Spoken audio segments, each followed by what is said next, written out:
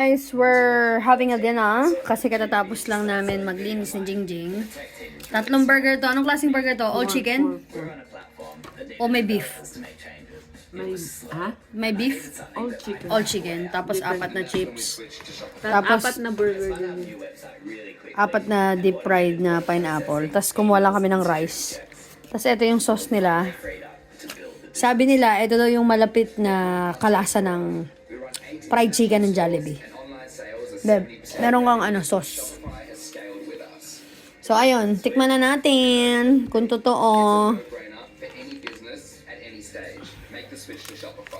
Oh my God.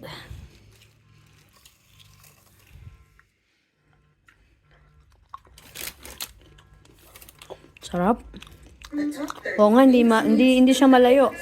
Halos same. Juicy inside, crispy outside. Kain mo na kami, Ganda nga yun,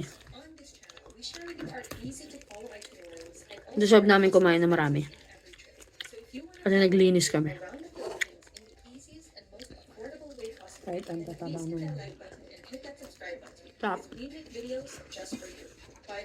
This food vlog is not sponsored, so we'll be giving you our 100% honest reviews. Stick until the end of this video because we give you our final ranking and we reveal our favorite one. Guys, this is the ultimate open food vlog and one of the best ones you're going to see. So make sure your stomach is empty because we have 30 to try. Let's eat. Lasang sauce ng So we start off our Logan food trip at a little restaurant. Yung isikat na fishball sa Ususan. Si Ma'am Pekto. Ma'am Pakito. Ito yung pineapple nila. Hop.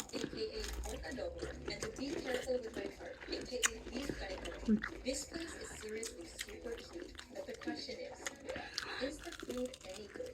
We ordered their two best salads, their pork diablo labeled blood and pork skin, and also their fried bangus labeled officially missing meat. And yes, it was definitely pretty good. The pork diablo priced at 260 pesos was a hit. May nakita ko nagluluto, mushroom naman yung nakalagay. Binreading niya yung mushroom niya. Si yung mahilig maglagay ng lumpia. Nakasalaman si Abby.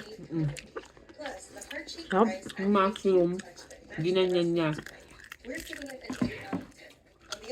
Hop yun.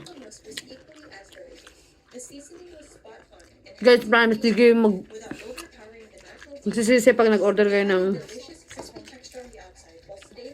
Red Rooster.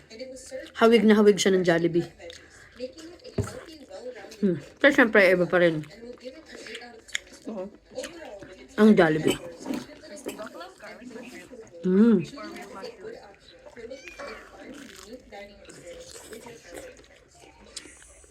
We started with mushrooms and using canned ones from Jollies for street side more affordable. Kain muna kami. Bye everyone. Quick batter with egg, water, flour, paprika.